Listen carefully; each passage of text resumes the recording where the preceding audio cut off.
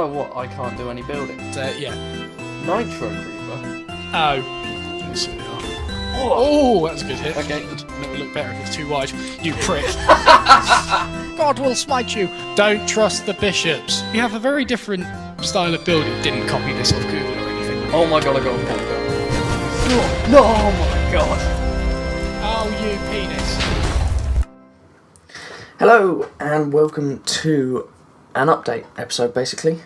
Matt and me haven't actually got around to doing some recording at the moment. We both seem to be on different timetables, different things going on, we keep missing each other. So, just to fill in the space, because I realise that there hasn't been an episode like the every other day sort of thing going on at the moment, I've decided to do this one on my own.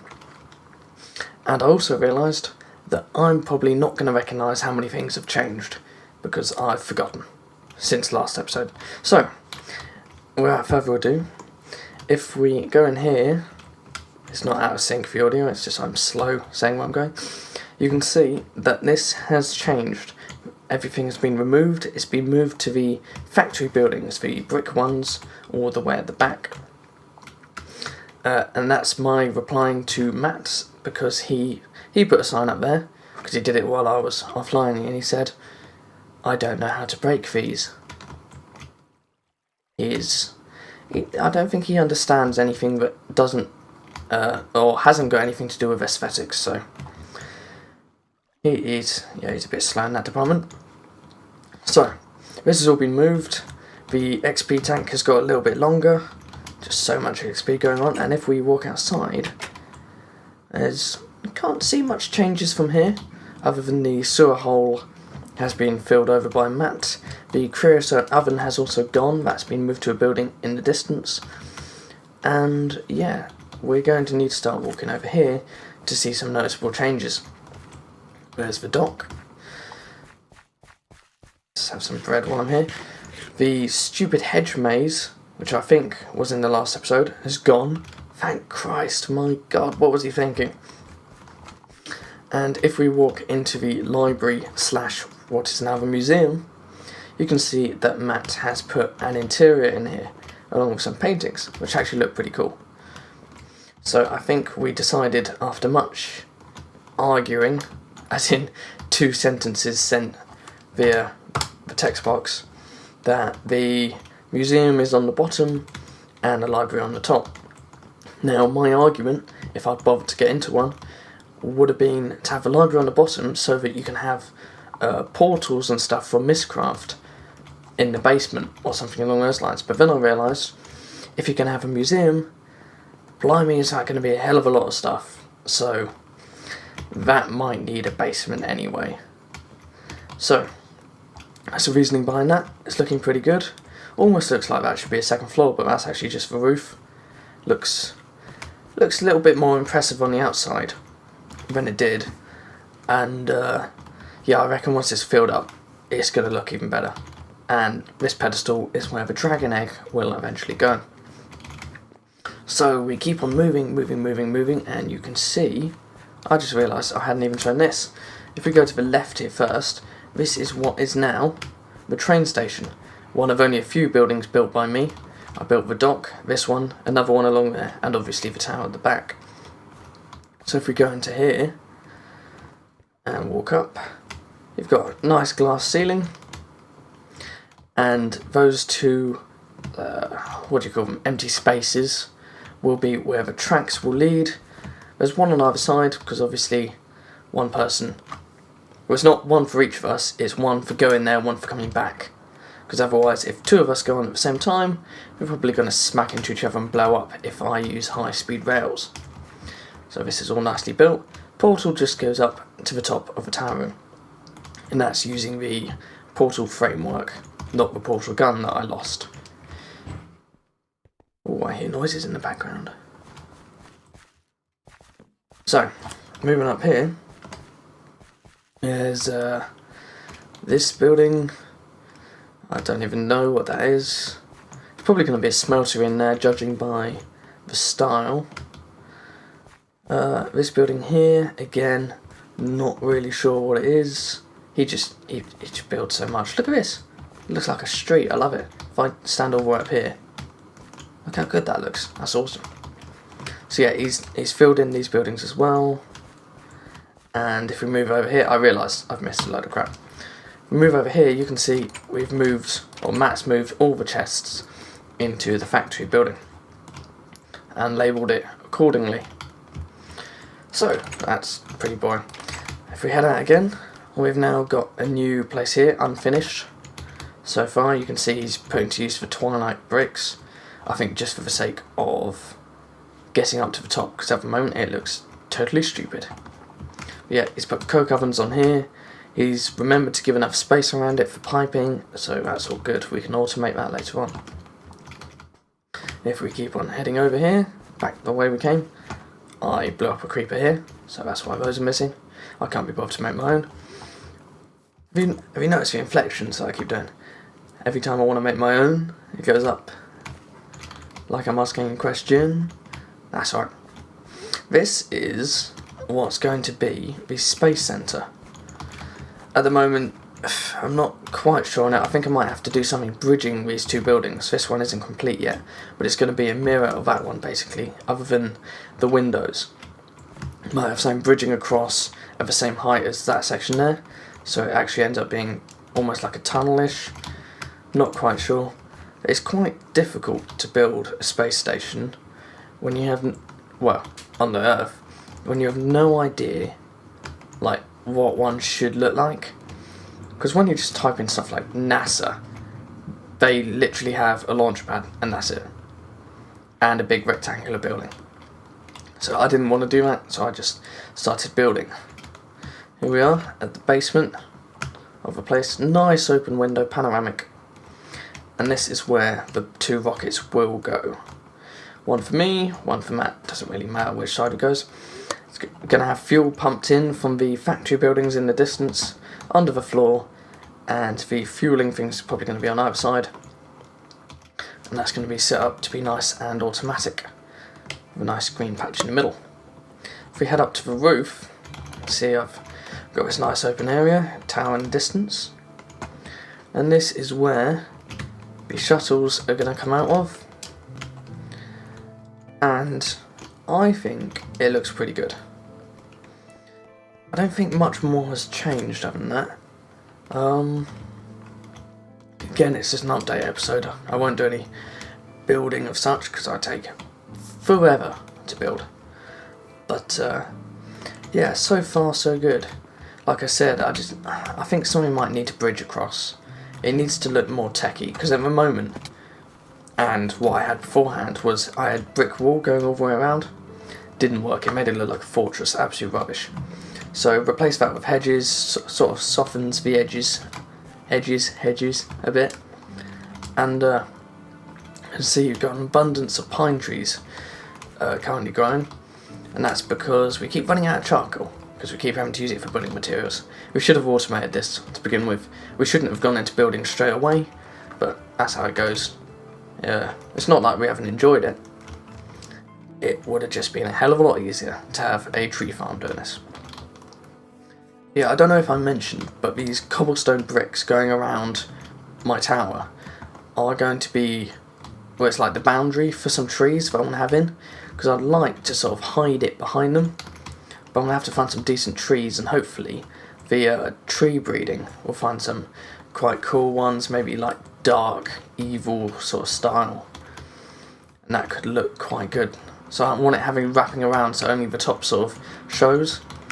Makes it look a lot darker, because I had willow trees around here at one point, and they actually made it look quite good, even though willow trees aren't exactly the most evil plants in the world. Heading over here, I don't even think we mentioned this at all. We haven't even, haven't recorded for about a week and a half. So I did complete the rest of this. Everything is completely full. We've run out of oil a long time ago, but I haven't started creating any power yet, because I want to do that in one of the proper episodes. So flick the switch, all of them pump, and it goes up into the ceiling. Biggest issue I think I found out of all of this was the water. It just, pumping around it just seemed really, really slow, which is why I've like linked them all up to each other. It's a shame I can't loop around the back to keep it symmetrical, but there you go. And yeah, it should be cooling properly. There shouldn't be an issue. And if we head up here, this is going to be basically the battery room, keeping hold of all the power. On the island, I don't want Tesseracts teleporting power around. It's just all going to be piping, so that's going to go into the sewers. But for stuff like the quarry, which we'll eventually have on the mainland, which if I find the correct key to press, no, no, that's underground, there we go. Mainland is over here.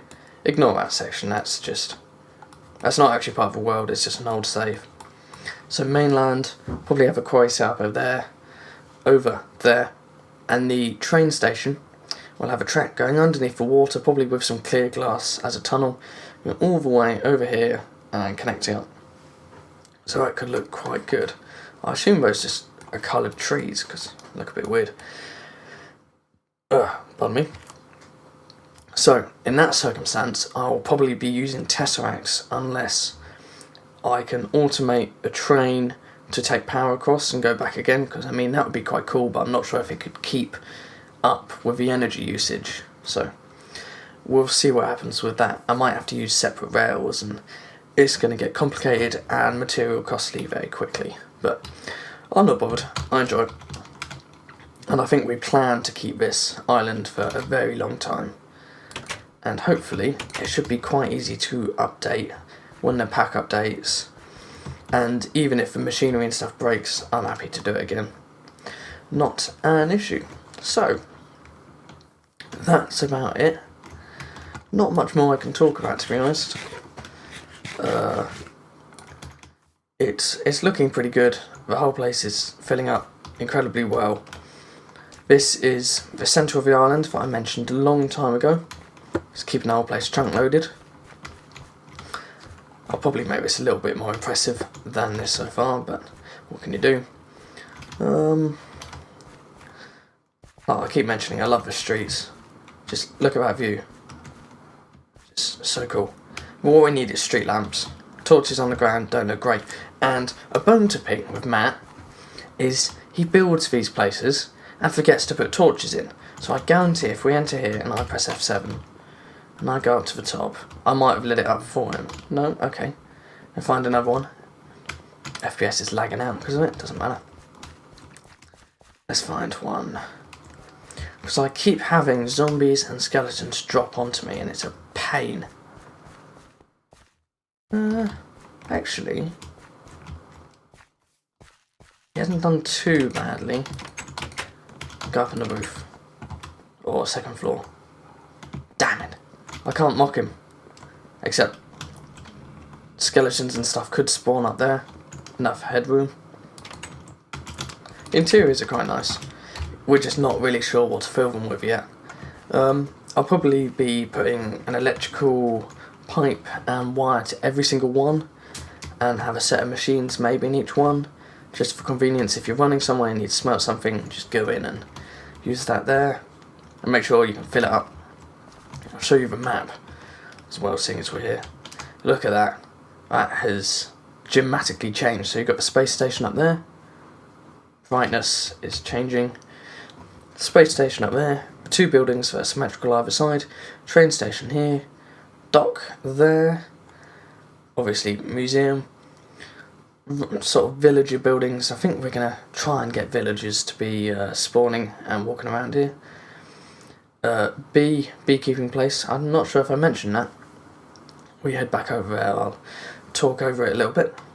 And obviously magic tower, stuff like that, hasn't changed at all. I still got F7 on. Yeah, I did. Okay. We go to the bee place. Looking pretty cool. Gonna have flowers, I assume, around the outside. We head in here. We've got a beehive area.